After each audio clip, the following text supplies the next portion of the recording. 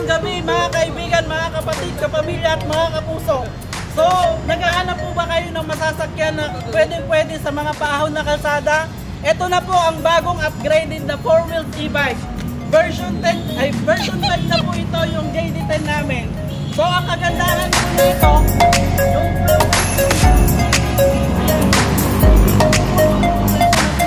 ilaw niya, tapos yung signal light po niya, ayan. Yung signal light po niya, mas pinalakas. Ayan, gumagana po siya dito, tapos dito sa baba. Ganun din po sa kaliwa. Ayan, gumagana rin po. Tapos, yung atras po niya, binawasan na po yung ingay. Hindi na po masyadong maingay. So, pag pinatras niyo po niya, ayan, yung reverse niya, hindi na po maingay.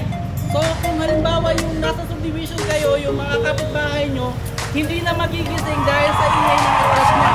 So, ito po, ang kagandahan din po nito, may safety breaker na po. Halimbawa po, kung halimbawa yung motor nyo uminit, na-overload kayo, hindi na po siya masusunog, hindi na kayo magtutulak dahil mag-automatic switch off na po yun.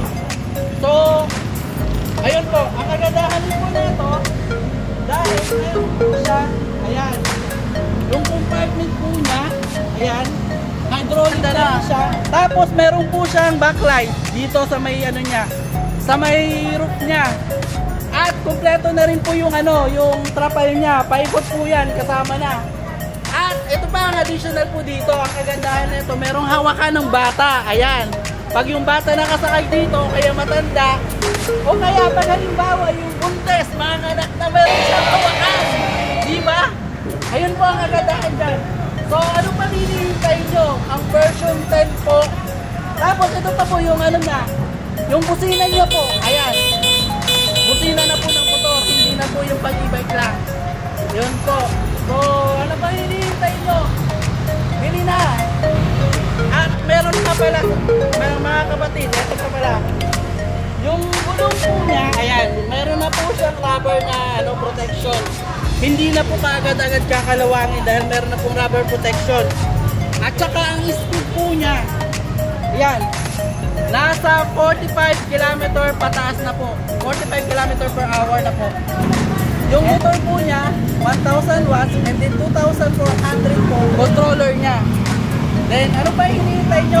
Ito, only 68,000 po. Kung bibili po kayo ngayon, so, limited stock lang po ito. 11 lang po. 11 lang po yung stock namin. Naka-reserve na po yung 6. Meron na lang po kayong 5. Woo! 5 na lang po yung mabibili nyo. So, paunahan na lang po. Kung sino lang po may kukuminan, PM na lang po kaya comment sa aming page.